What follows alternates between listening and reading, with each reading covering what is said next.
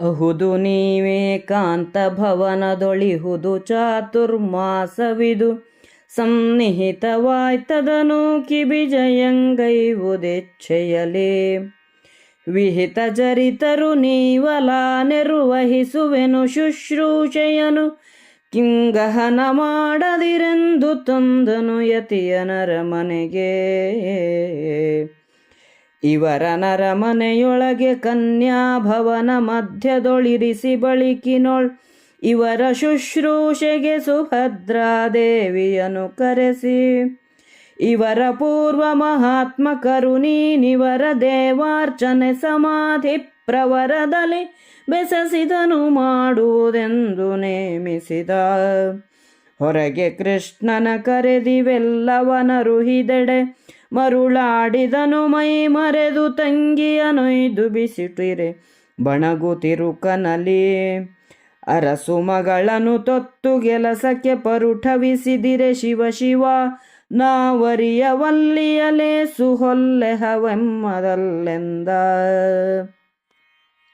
ಮರುಳೆ ನೀ ಹೋಗಾರನೇನೆಂದರಿಯ ಯತಿ ಸರ್ವಜ್ಞನೀತನು ತಿರುಕನೇ ಸಾಕ್ಷಾತ್ ಲಕ್ಷ್ಮೀಕಾಂತ ಸನ್ನಿಭನು.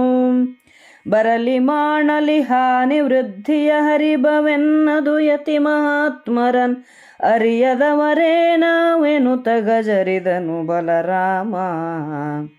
ಆದರೊಳ್ಳಿತು ತಂಗಿ ಬೆಸಗೈದಾದರಿಸಲಿ ಯತಿಪತಿಯ ನಿಮಗೀ ದುರಾಗ್ರಹವೇಕೆ ಕಾಂಬಿರಿ ಫಲವನಗ್ರದಲ್ಲಿ. ಹೋದೆವಿದೆ ಮೌನದೊಳೆನುತ್ತಬು ಜೋದರನು ಹಿಂಗಿದನು ಹರಿಯ ವಿನೋದ ರಚನೆಯನೇನೆಂಬೆನು ಗೋಪ ಕೇಳೆಂದ. ಬಾಲಕಿಗೆ ಸನ್ಯಾಸಿ ದೇವರ ಮೇಲೆ ಮನವಾಯ್ತವರಿಗೀಕೆಯ ಮೇಲೆ ನೆಲಸಿತು ಚಿತ್ತ ಕಾಣೆನು ಜಪ ಸಮಾಧಿಗಳ. ಮೇಳವಿಸಿ ತನ್ಯೋನ್ಯರಾಗ ಛಡಾಳಿಸಿದುದಭಿಲಾಷೆ ಕಾಮನ. ಬೇಳುವೆಗೆ ಬೆಂಡಾದುದಿಬ್ಬರ ಧೈರ್ಯವಡಿಗಡಿಗೆ. ಮಿಡುಕುವುದು ಬಾಯ್ ಚಿತ್ತವಳಲಿ ತೊಡಕಿಹುದು ಜಪಮಾಲೆ ಬೆರಳಲಿ. ನಡೆಬುತಿಹುದಕ್ಷಿಗಳು ಮುಕ್ಕುಳಿಸಿಹವು ಮಾನಿನಿಯ. ಮೃಡನ ಪೂಜೆಗೆ ಕೈ ಸುಭದ್ರೆಯ ಹಿಡಿಹಿನಲಿವನ ವರ ಸಮಾಧಿಯ ತೊಡವು ಹೊರಗಿಳಗಿಂದು ಮುಖಿ ನರನಾಥ ಕೇಳೆಂದ. ನೀವು ಹೇಳುವುದೇನೋ ನಿಜ, ಆದರೆ ಚಾತುರ್ಮಾಸ್ಯವು ಹತ್ತಿರದಲ್ಲಿದೆ. ಇದು ಮುಗಿದ ಮೇಲೆ ನೀವು ಹೊರಡಬಹುದು.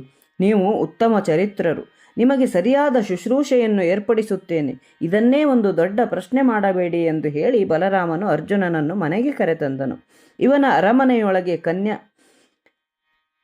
ಕನ್ಯಾಭವನದ ಮಧ್ಯದಲ್ಲಿ ಇರಿಸಲು ವ್ಯವಸ್ಥೆ ಮಾಡಿ ಸುಭದ್ರೆಯನ್ನು ಕರೆಸಿದನು. ಇವರು ಅಪೂರ್ವ ಮಹಾತ್ಮರು. ಇವರು ಮಾಡುವ ದೇವತಾರ್ಚನೆ, ಇವರು ಸಮಾಧಿ ಸ್ಥಿತಿಯಲ್ಲಿರಲು ಅನುಕೂಲಗಳನ್ನು ಇವರು ಹೇಳಿದಂತೆ ಮಾಡು ಎಂದು ಆಜ್ಞೆ ಮಾಡಿದನು. ಬಲರಾಮನು ಕೃಷ್ಣನನ್ನು ಕರೆದು ತಾನು ಮಾಡಿದ ವ್ಯವಸ್ಥೆಯನ್ನು ತಿಳಿಸಿದನು. ಕೃಷ್ಣನು ಏನೂ ತಿಳಿದವನಂತೆ, ಅಣ್ಣ, ನೀನು ಮೈಮರೆದು ತಂಗಿಯನ್ನು ಈ ಕೆಲಸಕ್ಕೆ ಬಾರದ ತಿರುಕನಿಗೆ ಎಸೆದು ಬಿಟ್ಟೆ. ರಾಜಕುಮಾರಿಯು ಇವನಿಗೆ ಪರಿಚಾರಕೆಯಾಗಬೇಕೆ? ಶಿವಶಿವ, ಇದರಿಂದ ಒಳ್ಳೆಯದು ಬಂದರೂ ಕೆಟ್ಟದಾದರೂ ಅದರ ನನಗೆ ಸೇರಿದ್ದಲ್ಲ ಎಂದನು. ಆಗ ಬಲರಾಮನು, ಕೃಷ್ಣ, ನಿನಗೆಲ್ಲೋ ಹುಚ್ಚು. ಯಾರು ಎಂತಹವರು ಎಂಬುದನ್ನು ನೀನು ಅರಿಯಲಾರೆ. ಈತನು ಶ್ರೀ ಮಹಾವಿಷ್ಣುವಿನ ಅಂತಹ ಮಹಾತ್ಮ ತಿರುಕನಲ್ಲ. ಕೆಟ್ಟದೋ ಒಳ್ಳೆಯದೋ ಏನೋ ಬಂದರೂ ಬಿಟ್ಟರೂ ಅದು ನನಗೆ ಸೇರಿದ್ದು. ಮಹಾತ್ಮರಾದ ಯತಿಗಳನ್ನು ನಾವು ತಿಳಿಯದವರಲ್ಲ ಎಂದು ಕೋಪದಿಂದ ಘರ್ಜಿಸಿದನು. ಶ್ರೀಕೃಷ್ಣನು, ಹಾಗಾದರೆ ಒಳ್ಳೆಯದು. ತಂಗಿಯು ಈ ಯತಿಪತಿಯ ಮಾತನ್ನು ಕೇಳಿ ಸೇವೆ ಮಾಡಲಿ. ನಿಮ್ಮ ಈ ಆಜ್ಞೆಯ ಫಲವನ್ನು ಮುಂದೆ ಕಾಣುವಿರಿ. ಇದೋ ಬಾಯಿ ಮುಚ್ಚಿಕೊಂಡು ಹೋಗುತ್ತೇನೆ ಎಂದು ಹಿಂದೆ ಸರಿದನು. ಜನಮೇಜಯ, ಶ್ರೀಕೃಷ್ಣನ ವಿನೋದದ ರಚನೆಯನ್ನು ಏನೆಂದು ಹೇಳಲಿ? ಸುಭದ್ರೆಗೆ ಸನ್ಯಾಸಿ ದೇವರ ಮೇಲೆ ಮನಸ್ಸಾಯಿತು. ಸನ್ಯಾಸಿಗಳ ಮನಸ್ಸು ಅವಳ ಮೇಲೆ ನೆಟ್ಟಿತು. ಜಪ ಸಮಾಧಿಗಳು ಅಲ್ಲಿ ಕಾಣಿಸಲೇ ಇಲ್ಲ. ಪರಸ್ಪರ ಅನುರಾಗವು ಅತಿಯಾಗಿ ಬೆಳೆಯಿತು. ಅನ್ಯೋನ್ಯ ಪ್ರೀತಿ ನೆಲೆಸಿತು.